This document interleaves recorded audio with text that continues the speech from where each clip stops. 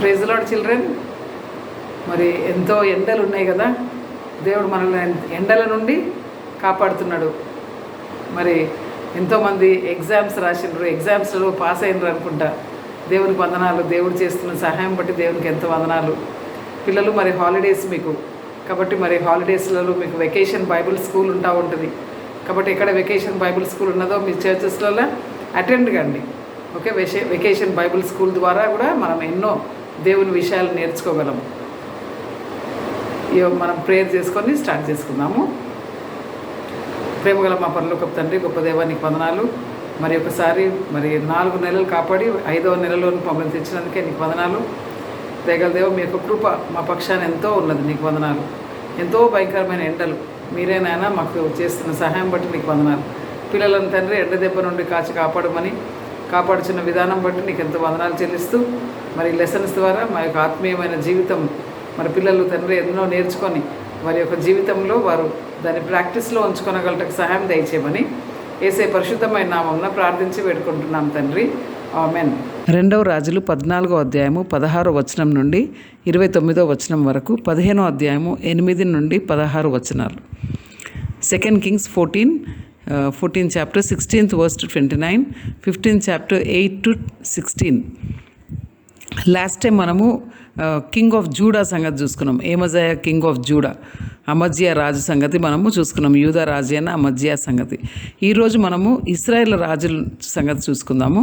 ఒక 2 weeks ఇశ్రాయేల్ రాజుల సంగతి మనము చూసుకుందాము. ఇంకా ఇశ్రాయేల్ యొక్క వాళ్ళ యొక్క హిస్టరీ ఇంకా లాస్ట్కి వచ్చేస్తుంది అనమాట, ఇంకా వాళ్ళ యొక్క రాజుల సంగతి. కాబట్టి మనము 2 weeks ఇశ్రాయేల్ యొక్క రాజుల సంగతి చూసుకుందాము. ఇంకొక జోయాష్ కింగ్ ఆఫ్ ఇజ్రాయెల్ ఉన్నాడని మనకు తెలుసు కదా. అంటే సన్ ఆఫ్ జెహూ, యెహూ యొక్క కుమారుడైన యెహోయాహాజ్ లేకుంటే జోయాష్ అని మనం చూసుకున్నాము. ఈ Joash king of Israel, Joash యొక్క కుమారుడు జెరోబామ్ 2 అనమాట. యెరోబాము 2. ఎందుకంటే ఇంతకుముందు కూడా నెబాతు కుమారుడైన యెరోబాము అని మనం ఇంతకుముందు చూసుకున్నాము చాలా రోజుల క్రితము. అయితే ఇప్పుడు యోవాషు కుమారుడైన యెరోబాము సంగతి చూసుకుందాం మనము ఈరోజు. ఈ జెరోబామ్ 2 అనమాట. ఆయన 41 years ఆయన ఇశ్రాయేళ్లను పరిపాలించండి అనమాట. ఆయన మరి ఆ దినాలల్లో, ఆ రోజులలో మరి హోషేయ ప్రవక్త, ఆమోసు ప్రవక్త, యోనా ప్రవక్త, మీకా, యెషయా ప్రవక్తలు, ఈ ప్రవక్తలందరూ కూడా ఆ యెరోబామ్ 2 దినాలలో ఉంటుండే అనమాట. కింగ్ ఆఫ్ ఇజ్రాయెల్ జెరోబామ్ 2 అనమాట. ఆ దినాలలో ఈ ప్రవక్తలందరూ కూడా ఉన్నారనమాట. సో యోనా ప్రవక్త ప్రవచించిండు అనమాట. ఏ విధంగా ఈ యెరోబాము వచ్చి మరి ఇశ్రాయేళ్లకు మరి దమస్కు అనే పట్టణము, హమాతు అనే పట్టణాలను, ఆ యొక్క సరిహద్దులను తిరిగి మరి ఇశ్రాయేళ్ల దేశానికి రెస్టోర్ చేస్తారు, తిరిగి సమకూరుస్తారు అనే విషయము ఈ యోనా ప్రవక్త దాన్ని ప్రవచించిండు అనమాట. దాని ప్రకారము యెరోబాము చేసిండు అనమాట. సో ఈ ప్రవక్తలందరూ కూడా ఏమి ప్రవచించారంటే వాళ్ళు అంటే రానయ్యున్న దేవుని యొక్క కార్యము, అంటే లోకమంతా కూడా ఏ విధంగా మరి దేవుని యొక్క రాజ్యము విస్తరిస్తుంది, ఆత్మీయమైన రాజ్యం, వాళ్ళు ఆత్మీయమైన రాజ్యం కొరకు చూస్తూ ఉన్నారన్నమాట. మరి ఈ రోజులలో మనకు ఆత్మీయమైన రాజ్యము ఎవరైతే యేసుప్రభుని అంగీకరిస్తారో వాళ్ళు దేవుని యొక్క రాజ్యంలో ఉన్నారని మనకు తెలుసు. సో ఆ యొక్క విషయాలన్నీ కూడా వాళ్ళు ప్రవచించారు అనమాట. ఈ యొక్క ప్రవక్తలందరూ కూడా ప్రవచించారు అనమాట. మరి ఎప్పుడైతే ఇశ్రాయేలీలు మరి ఆత్మీయంగా దిగజారిపోతారో అప్పుడు మెస్సయ్య వస్తాడనమాట. సో ఆ రోజులలో మరి ఎప్పుడైతే మెస్సయ్య వచ్చిండో, ఎప్పుడైతే ఇశ్రాయేలీలు వాళ్ళు ఆత్మీయంగా దిగజారిపోయినరో వాళ్ళు మరి వాళ్ళకు మిలిటరీ పవర్ లేకుండే అనమాట. ఇంకా మిలిటరీ పవర్ పూర్తిగా ఇశ్రాయేల్ నుండి తీసివేయబడ్డదనమాట. ఇతర రాజ్యాలు వచ్చి, రోమా సామ్రాజ్యము, ఈ విధంగా వాళ్ళు వచ్చి మరి ఇశ్రాయేళ్లను పరిపాలిస్తుండే అనమాట. ఇంకా ఆ యొక్క కాలంలో మరి యేసు ప్రభు కూడా వచ్చిండని మనకు తెలుసు. కాబట్టి యెరోబాము ఆ యొక్క కాలంలో ఉండే అనమాట. ఈ యెరోబాముకు అసలు దేవుడు అంటే ఆయనకు ఇంత కూడా పట్టింపు లేకుండే అనమాట. ఇశ్రాయేల్ దేశంను చెడుతనము మరి ఇమ్మారల్ నేషన్గా చేసిండు అనమాట. అంటే కొంచెం కూడా నైతిక విలువలు లేని దేశంగా ఆయన చేసేసిండు అనమాట. సో దాన్ని బట్టి మరి దేవుడు మరి ఇశ్రాయేల్ మీదకి ఆయన జడ్జిమెంట్ తీసుకొస్తా, తీర్పు తీసుకొని వస్తా అని చెప్పి మరి ఒక ప్రవక్తలను పంపిస్తూ ఉన్నాడు అనమాట. సో జెరోబాము ఆయన చాలా అంటే స్కిల్ఫుల్ అనమాట అడ్మినిస్ట్రేషన్లో. ఆయన చాలా చక్కగా అన్ని మంచిగా చూసుకుంటాడు. ఆయన వార్ పాలసీస్ అన్నీ కూడా మంచిగా ఉండే అనమాట. సో దాన్ని బట్టి మరి ఇస్రాయేల్ దేశము నేషనల్ పవర్ను వాళ్ళు అనుభవించారు అనమాట. అంతేకాకుండా మెటీరియల్ ప్రాస్పెరిటీ బాగా వాళ్ళ దగ్గర మంచి ధనం కూడా ఉండే అనమాట ఆ టైంలో, ఈ యొక్క జెరోబామ్ టైంలో. ఆమోసు, హోషేయ ప్రవక్తలు కూడా మరి ఈ యొక్క జెరోబామ్ యొక్క విషయంలో వాళ్ళు ప్రవచించిండ్రు. ఆ యొక్క బుక్స్ మనం చదివితే ఆ యొక్క పుస్తకాలు చదివినప్పుడు మనకు తెలుస్తుంది. హోషేయ గ్రంథము, ఆమోసు గ్రంథంలో మనకు ఈ జెరోబాము ఏ విధంగా పరిపాలించిండో కూడా మనము చూస్తామన్నమాట. ఆయన సంపూర్ణంగా మరి న్యాయమును అవన్నీ కూడా విసర్జించిండు అనమాట. ఆ విధంగా మరి ధనవంతులు ఇంకా ధనవంతులు అయినరంట ఆయన యొక్క కాలంలో, బీదవారు ఇంకా పేదవారు అయిపోయినారు అనమాట. ఆ విధంగా మరి ఇస్రాయేల్ దేశము చాలా మరి కష్టాల గుండా వెళ్ళవలసి వచ్చిందనమాట. ఎప్పుడైతే ఇస్రాయేల్ సంపూర్ణంగా మరి దిగజారిపోయిన పరిస్థితులలో ఉన్నారనమాట వాళ్ళు. అంతేకాకుండా ఇస్రాయేల్ ఎంతో భయంకరమైన బాధలలో ఉండారన్నమాట. వాళ్ళు ఆత్మీయంగా దిగజారిపోయినారు కాబట్టి వాళ్ళను దేవుడు చాలా మొత్తిండు అనమాట. వాళ్ళకు చాలా కష్టాల గుండా వెళ్ళిండ్రు అనమాట. వాళ్ళకు ఇస్రాయేల్కు ఇంకా ఎవ్వరు కూడా సహాయం చేసేవారు ఎవ్వరు కూడా లేకుండే అనమాట.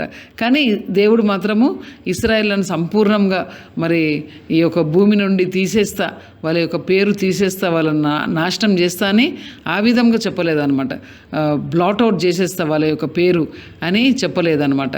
కానీ ఈ యోవాషు కుమారుడైన యెరోబాము, జెరోబామ్ సన్ ఆఫ్ జోయాష్, ఆయన చేతి నుండి ఇశ్రాయేలును రక్షిస్తా అని దేవుడు అది నిర్ణయించుకున్నాడు అనమాట. కాబట్టి జెరోబామ్ ఆయన బ్రతికిన దినములన్నీ ఆయన దేవుని దృష్టిలో మాత్రం సరి అయింది చేయలే.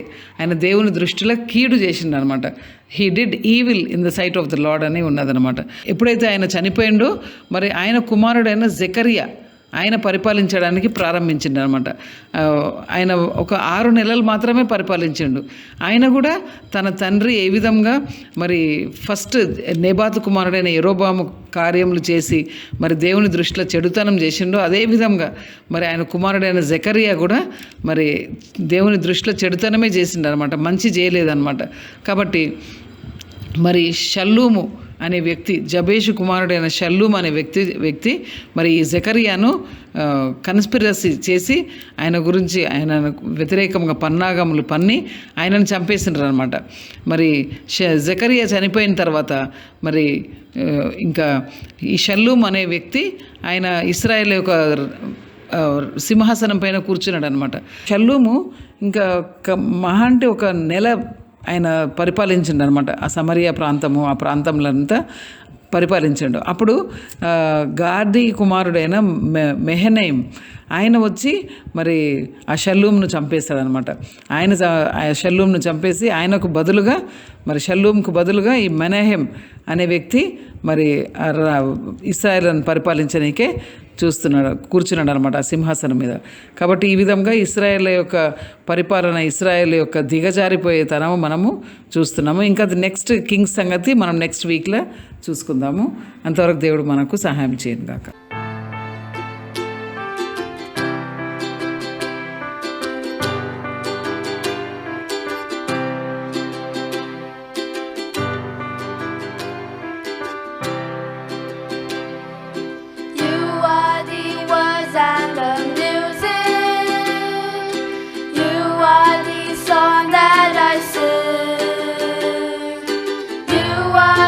Melody, you are the harmony.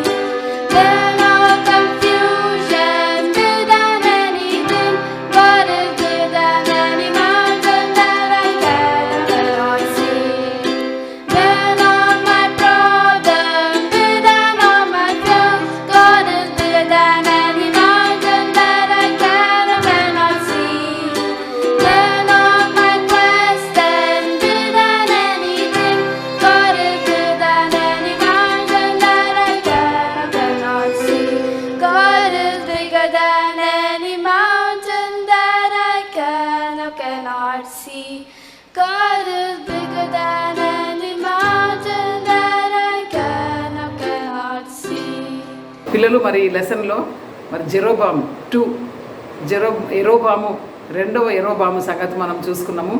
మరి ఫస్ట్ యెరోబాము ఏ విధంగా అయితే ఇశ్రాయేలును పాపంలో నడిపించిండో అదే విధంగా అదే లైన్లో ఈ యెరోబాము కూడా ఇశ్రాయేలును పాపంలోనికి నడిపించిండు. అంటే మరి విగ్రహారాధన సంపూర్ణంగా ఆయన తీసివేయలేదన్నమాట. ఇశ్రాయేలును మరి అంటే ఒక పొలిటికల్గా ఒక నేషనల్ పవర్గా చేసిండు ఆ దినాలల్లో. కానీ ఆయన ఆత్మీయమైన జీవితమును ఆయన చూడలేదన్నమాట. దేవుని యొక్క న్యాయము ఇలాంటి విషయాల పైన ఆయన యొక్క మైండ్ లేకుండే అనమాట. కాబట్టి ఆయన దేవుని దృష్టిలో చెడుతనం చేసిండు అని మనం చూస్తున్నాం. మరి ఆమోస్ గ్రంథంలో, హోషేయ గ్రంథంలో ఈ జెరోబాము సంగతి ఉన్నదన్నమాట, మీరు చదువుకోవచ్చు. కాబట్టి ఈ యొక్క దేవుడు ఎప్పుడే కానీ తప్పు చేసినప్పుడు ఒక వార్నింగ్ అనేది ఇస్తాడు. పిల్లలు మరి అది జాగ్రత్తగా వినాలా. మరి వార్నింగ్ అనేది ఎప్పుడైతే దేవుడు మనకు చూపించిండో ఆ వార్నింగ్ను మనం తీసుకోవాలా. దాని ప్రకారంగా మరి ఆ యొక్క విషయాన్ని మనం చేయకూడదు. చేసినచో మరి మనము ఆ యొక్క ఎంతో భయంకరమైన విధానంగా నష్టపోతాం అన్నమాట. కాబట్టి ఈ జెరోబాము జీవితంలో మరి ఆ విధంగా ఆయన నష్టపోయిండు. తర్వాత ఆయన యొక్క కుమారుడు జెకర్యా, ఆయన కూడా మరి ఎంతో భయంకరమైన పాపం చేసిండంట. ఎంతో భయంకరంగా ఐడోలట్రీ విగ్రహారాధనలో నడిపించిండంట. సో ఆయనను షల్లూమ్ అనేటి ఆయన చంపేసిండు. షల్లూమ్ కూడా మరి కొన్ని రోజులే పరిపాలించిండు. ఒకరిని ఒకరం చంపుకోవడము అది న్యాయం కాదు, అది మంచిది కాదు. కాబట్టి పిల్లలు మరి మనము ఒకరి మీద ఒకరము పగ పెట్టుకొని మరి ఒకరి మీద ఒకరము అవి అంటే ద్వేషించడం అవి కూడా మంచివి కాదనమాట. సో మనం ఈ లెసన్స్లలో మరి ఇశ్రాయేల్ యొక్క రాజులు చేసిన విషయాన్ని బట్టి ఇశ్రాయేల్ పూర్తిగా మరి ఆత్మీయంగా దిగజారిపోయినారు అనమాట. మనం చాలా సాడ్ ఎండ్ ఆఫ్ ఇజ్రాయెల్ మనం చూస్తున్నాం అనమాట. ఇంకా నెక్స్ట్ వీక్ మనము ఇజ్రాయెల్ యొక్క సాడ్ ఎండ్ మనం చూస్తాము.